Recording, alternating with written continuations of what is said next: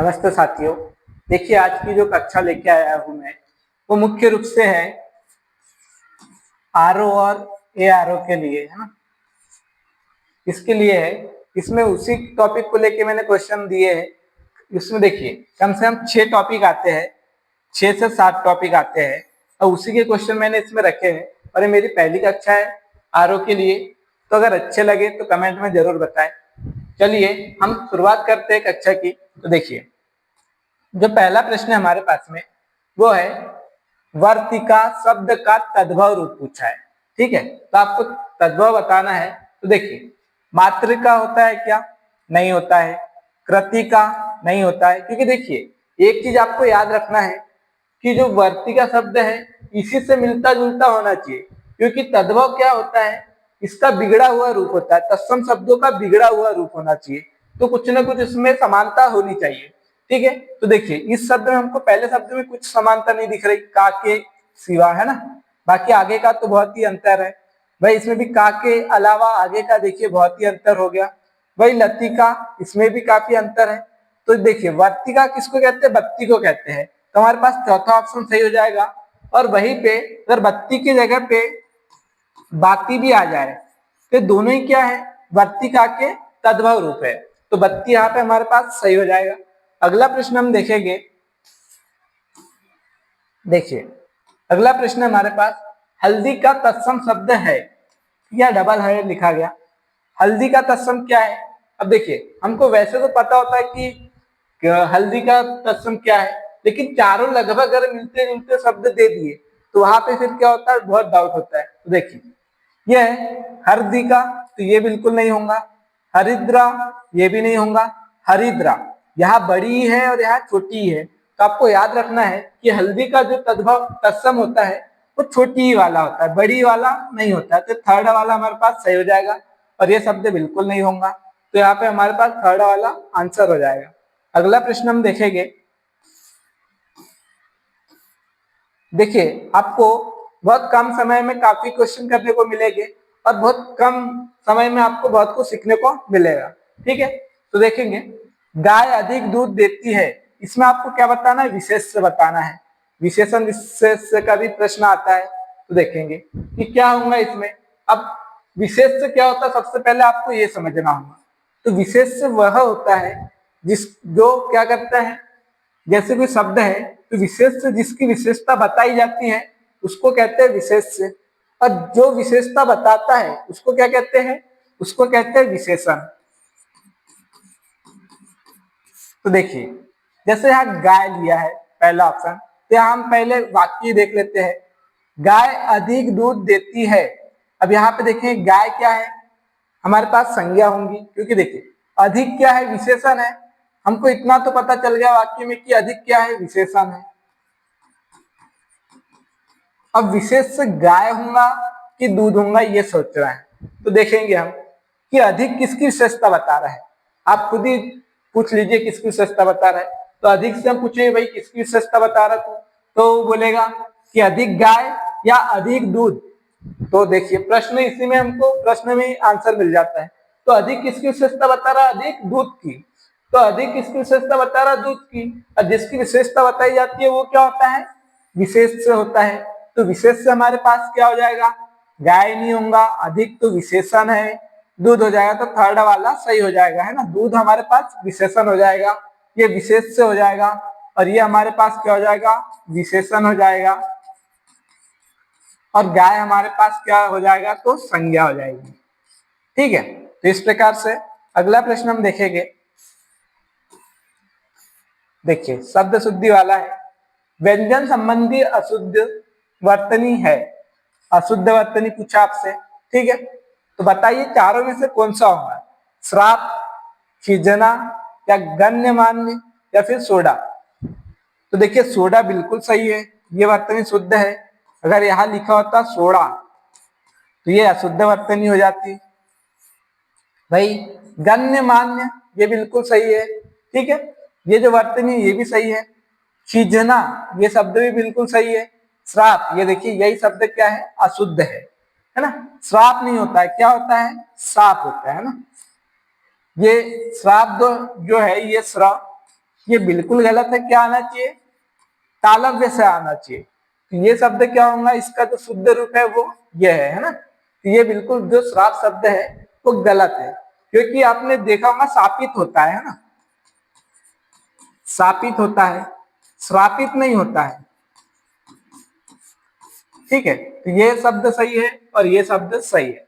अब अगला देखेंगे।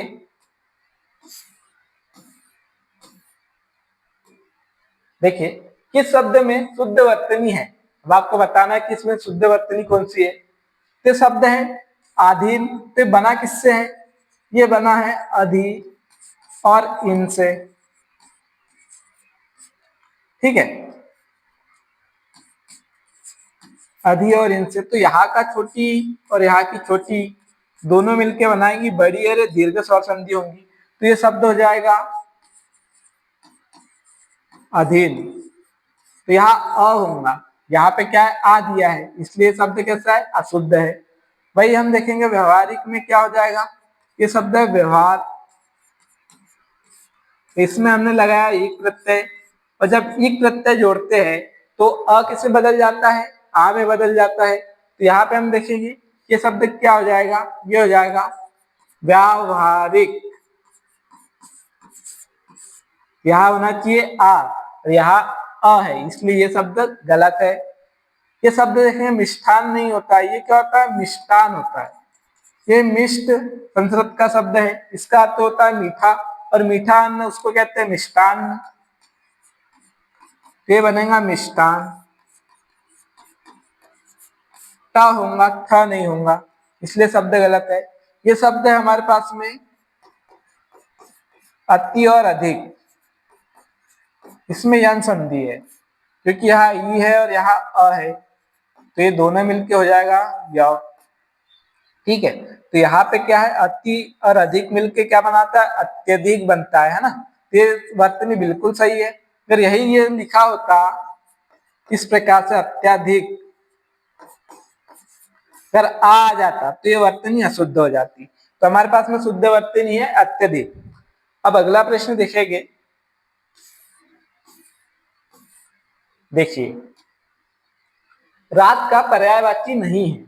अब प्रश्न में हम कई बार क्या गलती करते हैं कि रात का पर्यायवाची है, नहीं को भूल जाते, छोड़ देते हैं, और यहाँ देख लेंगे और आप पहले ही देख लेंगे कि निशा हाँ ये तो रात का है और आप सही कर दोगे, तो ये गलती हो जाती है ना। तो क्या करना, आपको प्रश्न को बहुत अच्छे से पढ़ना है। एक बार प्रश्न आपने जल्दी में पढ़ा तो वापस से रिटर्न में पढ़ना है, एक बार आपको है ना रिटर्न में देखना है क्या गलत लिखा है, गलत पूछा है या सही पूछा है ना, या नहीं पूछा है।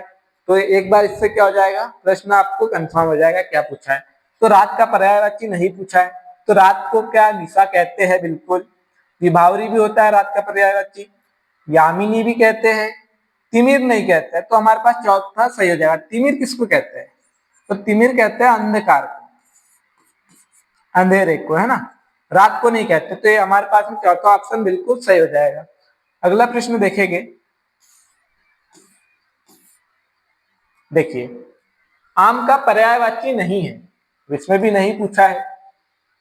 अति सौरभ, ये किसका पर्यायवाची है? ये आम का है। सहकार, ये भी आम को कहते हैं, आम का पर्यायवाची है। अंबु, अंबु किसका है? पानी का पर्यायवाची है ना। पानी हो गया, जल हो गया, पयो हो गया, पय हो गया, नीर हो गया, ये सब क्या है? पानी के है। तो ये हमारे पास सही हो जाएगा। और रसाल किसको कहते हैं? जो रस होता है आम में, है ना, इसलिए उसको कहते हैं रसाल। तो ये भी किसका पर्यायवाची है? आम का है। तो हमारे पास थर्ड ऑप्शन सही हो जाएगा। अगला प्रश्न देखेंगे। कल्प वृक्ष का पर्यायवाची है। अब आपको बताना कल्प वृक्ष का कौन सा पर्यायवाची है। पारिजात, कल्पतरु, देववृक्ष, सभी। तो देखिए, कल्पवृक्ष को पारिजात भी कहते हैं, कल्पतरु भी कहते हैं और देववृक्ष भी कहते हैं। ठीक है, पारिजात, कल्पवृक्ष, देववृक्ष मतलब तीनों ही कहते हैं। तो ये क्या हो जाएगा हमारे पास? चौथा ऑप्शन सभी हो जाएगा। तो चौथा ऑप्शन सही हो जाएगा। देखिए, अगला प्रश्न जो है, संज्ञा से निर्मित विशेषण नहीं है। नहीं पे बिल्कुल ध्यान देना, संज्ञा से कौन सा विशेषण नहीं बना है? तो धनी विशेषण किससे बना है? धन से। और धन क्या है? संज्ञा है। वही देखेंगे लालची किससे बना है? लालच से। लालच भी क्या है? संज्ञा है। धार्मिक किससे बना है? धर्म से। धर्म भी संज्ञा है। ठीक है, धन जातिवाचक हो जाएगा, उसमें लालच और धर्म क्या हो जाएगा? भाववाचक संज्ञा हो जाएगी। और ये हसूड़ जो बना है, ये बना है हंसना से। और हंसना क्या है? क्रिया है। तो ये चौथा ही वाला ऑप्शन है जो कि संज्ञा से नहीं बना है, क्रिया से बना है। तो ये चौथा हमारे पास में सही हो जाएगा। अब अगला प्रश्न हम देखेंगे। देखिए, अगला प्रश्न है हमारे पास में, महल का भीतरी भाग, जो महल का भीतरी भाग होता है उसके लिए आपको एक शब्द बताना है। वाक्यांश के लिए एक शब्द है ना, इस वाक्य के लिए एक शब्द बताना है। तो क्या होगा? गर्भगृह। गर्भगृह किसे कहते हैं? जो मंदिर का सबसे पवित्र स्थान, जहाँ पे भगवान की क्या करते हैं? स्थापना करते हैं, उसको कहते हैं। भीतरी तल, जो अंदर का तल होता है। ठीक है, ये क्या है? ये बनाया हुआ शब्द है ना। महल का भीतरी भाग, उसके लिए सबसे जो उपयुक्त शब्द है वो क्या है? अंतःपुर है। तो थर्ड वाला ऑप्शन हमारे पास सही हो जाएगा। और ये चौथा नहीं होगा, रनिवास नहीं होता है। क्या हो जाएगा? अंतःपुर होता है। चलिए अगला प्रश्न हम देखेंगे। देखिए, अनुमान का विशेषण है, आपको बताना है अनुमान का विशेषण क्या है। अनुमान जो शब्द है उससे क्या विशेषण बनेगा? अनुमान लगाया जाता है तो हम कहते हैं अनुमानित आंकड़ा। तो आंकड़े की विशेषता बता रहा अनुमानित, तो अनुमान से क्या बनेगा? अनुमानित बनेगा। अनुमति बिल्कुल नहीं बनेगा, अनुमानित है ना। तो यही हमारे पास क्या हो जाएगा? सही हो जाएगा। अनुमानक ये भी नहीं होगा, अनुमति ये भी नहीं होगा। तो बी वाला ऑप्शन सही हो जाएगा। अगला प्रश्न क्या है? अशुद्ध विलोम युग्म बताना है आपको। विलोम युग्म कौन सा? अशुद्ध। किसमें गलती है ये देखना है। मितव्ययी, अल्पव्ययी, परलोक, यहलोक, कदाचार, सदाचार, श्रोता, वक्ता। बोलने वाला हो गया श्रोता, तो उसका विलोम क्या होगा? वक्ता, है ना। मतलब श्रोता सुनने वाला, वक्ता बोलने वाला हो जाएगा। तो दोनों आपस में कैसे? विलोम बिल्कुल सही युग्म है। कदाचार, कद आचार। कद मतलब होता है बुरा, आचार, और सद मतलब सद और आचार से बना है, तो ये क्या हो जाएगा? अच्छा आचार। तो दोनों युग में कैसे? बिल्कुल सही है। परलोक, यह लोक, कहते हैं ना परलोक सिधार गए, मतलब इस लोक से दूसरा लोक, तो उस लोक का और इस लोक का आपस में क्या हो जाएगा? विलोम हो जाएगी। तो ये भी हमारे पास में बिल्कुल सही है। मित वही, अल्प वही, इसमें क्या गलती है देखेंगे। मित का अर्थ होता है थोड़ा कम, है ना, जो कम खर्च करे उसको कहते हैं मित वही। अल्प व्यय, जो थोड़ा कम करे उसको ही कहते हैं। दोनों आपस में क्या? समानार्थी हो गए। तो ये युग्म हमारे पास में गलत है, इसलिए हमारे पास आंसर हो जाएगा। मित व्यय या अल्प व्यय, दोनों का विलोम क्या होगा? दोनों का विलोम बनेगा अपव्यय। जो फिजूल खर्चा करे, अधिक खर्चा करे, उसको कहते हैं अपव्यय। ठीक है, अब अगला प्रश्न देखिए, उक्त का विलोम है। उक्त मतलब जो कहा गया हो, है ना। तो देखिए, उक्त में हम क्या करेंगे? अधिकतर क्या होता है, जो भी शब्द होता है अगर स्वर से शुरुआत है उसकी, तो उसका विलोम बनाने के लिए क्या करते हैं? अन जोड़ देते हैं। ये जो ना है ये ऊ में जुड़ेगा तो ये हो जाएगा नु। ये शब्द और ये शब्द जैसे का वैसा, ये हो जाएगा अनुक्त बन जाएगा इसका विलोम। तो ये पहला ही हमारे पास क्या हो जाएगा? सही हो जाएगा। उपयुक्त नहीं होगा इसका विलोम, उपयुक्त का विलोम अनुपयुक्त हो जाएगा। ठीक है, दोनों हो जाएंगे। और उपरयुक्त नहीं होगा। यही अगर पूछा जाए आपसे कि इसमें उपसर्ग बताइए, अनुप्रयुक्त, इसमें आपसे उपसर्ग पूछे तो आप क्या करो? अब आप इसमें अनु सोचेंगे कि अनुपसर्ग है, लेकिन अनुपसर्ग नहीं है, यहाँ पे क्या है? अन है। प्रयुक्त कोई शब्द नहीं होता है, ये अनुपसर्ग, ये हो जाएगा उपयुक्त शब्द। ठीक है, अगला प्रश्न हम देखेंगे। देखिए, अन्य से संबंध ना रखने वाला, इसका अर्थ क्या है? जैसे कहते हैं ना कि अन्य से संबंध ना रखने वाला, मतलब किसी और किसी से संबंध नहीं रखे, सिर्फ किसी एक चीज से संबंध रखे और बाकी चीजों से उसको कोई लेना देना नहीं, मतलब कि अनन्य भक्त कहते हैं ना, तो वही होता है। अन्यत्र होगा क्या? नहीं होगा, अनन्य है ना, अन और अन्य, अन्य अन लग गया तो विलोम बन गया, जो अन्य से संबंधित ना हो। जैसे किसी ने कहा कि मैं शंकर जी का अनन्य भक्त हूँ, मतलब वो शंकर जी के अलावा और किसी देवी देवताओं को नहीं मानता या उनके बारे में नहीं सोचता है ना, ठीक है, तो वो उसको कहते हैं अनन्य। तो अन्य से संबंध न रखने वाले को कहते हैं अनन्य, ये हो जाएगा सही। अन्योन्य ये भी नहीं होगा, अन्योन्य आश्रित ये क्या हो जाएगा? अन्योन्य और ये बनेगा आश्रित, इसमें दीर्घ संधि है, दीर्घ स्वर संधि, ठीक है। इसका अर्थ होता है एक दूसरे, ठीक है, एक दूसरे पर आश्रित जो हो उसको अन्योन्य आश्रित कहते हैं, ठीक है। तो यहाँ पे हमारा सेकंड आंसर हो जाएगा। अगला प्रश्न देखिए, कही हुई बात को बार बार कहना, कोई बात कह दी और उसको बार बार कह रहे हैं। आप जैसे कहीं घूमने गए, वहां से आए और फिर आपने आपके मित्र को कहानी बताई, जो भी आप घूमने गए कि वहां ऐसा था ऐसा था, ठीक है। बाद में आप कुछ भूल गए, याद आया आपको, अरे ये तो मैंने बताया, फिर और बताया, तो वही बार बार कहना है ना।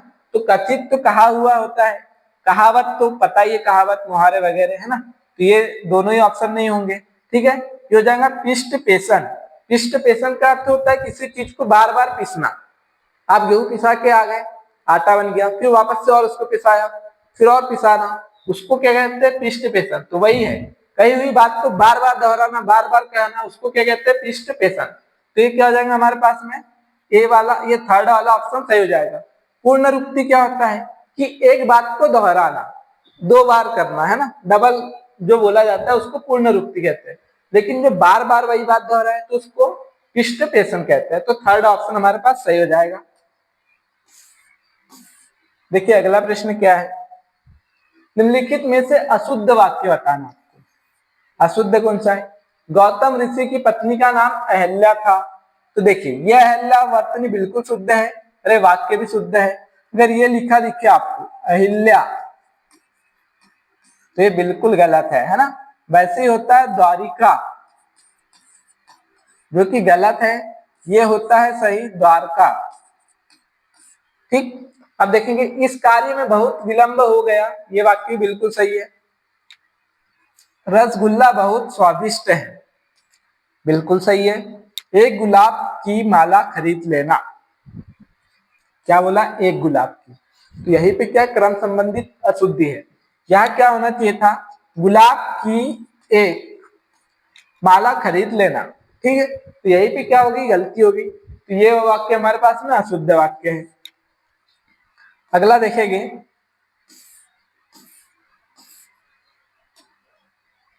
निम्नलिखित में कौन सा वाक्य अशुद्ध है? तो आपसे पूछा अशुद्ध वाक्य कौन सा है? वह अनेकों मामलों में गवाह था। यहीं पे अनेकों ही शब्द गलत है, तो वाक्य ही हो जाएगा, गलत हो जाएगा। शुद्ध शब्द क्या होता है? अनेक होता है, क्योंकि ये शब्द है एक, ठीक है। और इसमें जोड़ देंगे अन, जो एक ना हो, मतलब जो अनेक हो। तो ये एक का बहुवचन क्या हो जाता है? अनेक हो जाता है। तो अनेकों तो बनाना ही नहीं चाहिए, तो इसलिए वाक्य क्या है? गलत हो गया। नुपुर की ध्वनि मनमोहक है, तो ये वाक्य बिल्कुल सही है। नुपुर का अर्थ क्या होता है? घुंघरू होता है। और ये इसमें आपको याद रखना है ना, ये जो शुद्ध वर्तनी में पूछ लिया जाता है, इस प्रकार से दे देंगे आपको नुपुर, नुपुर, है ना। तो इसलिए आपको याद रखना कि ये वर्तनी शुद्ध है, बाकी ये अशुद्ध है, ये पूछा जाता है ना अधिकतर। आपकी मनोकामना पूरी हो। अब मनोकामना बिल्कुल सही शब्द है, अगर यही लिखा होता मनोकामना तो ये गलत हो जाता है ना, क्योंकि जब भी क हो या प हो या फ हो, उसके पहले विसर्ग आता है, तो विसर्ग जैसे का वैसा रहता है, उसमें कोई परिवर्तन नहीं होता है। देखिए जैसे एक चीज से आप याद रख सकते हो हमेशा के लिए, प्रातः काल, ये शब्द आप शुरू से ही पढ़ते आ रहे हो। तो इसमें देखिए जो विसर्ग है बदला क्या, नहीं बदला, क्योंकि क के पहले है तो विसर्ग जैसे का वैसे ही रहेगा। वैसे ही मनोकामना नहीं होता है, मनोकामना होता है। मनीषी गण मेरी बात पर ध्यान दे, तो ये वाक्य बिल्कुल सही है। पहला ही वाक्य क्या है, गलत है। अगला देखेंगे, देखिए दूसरों के दोष खोजने वाला, इसको क्या कहते हैं, इसके लिए एक शब्द अनुसंधान करता, नहीं ये तो किसी चीज की शोध करते हैं उसको कहते हैं ना सिंद्रान्वेषी, ये शब्द है जो दूसरे में क्या करता है, दोषों को खोजता है। आलोचक दोष को नहीं खोजता है, उसमें कमियां अच्छाइयां उसके बारे में बताता है। शत्रु तो दुश्मन होता है। ठीक है, तो ये हमारे पास में सेकेंड ऑप्शन सही हो जाएगा। ये लास्ट प्रश्न था हमारे पास। अगर क्लास अच्छी लगी हो तो कमेंट में जरूर बताएं, और कोई टॉपिक ऐड करना हो या कुछ गलती हुई हो तो जरूर कमेंट करके जरूर बताएं। धन्यवाद।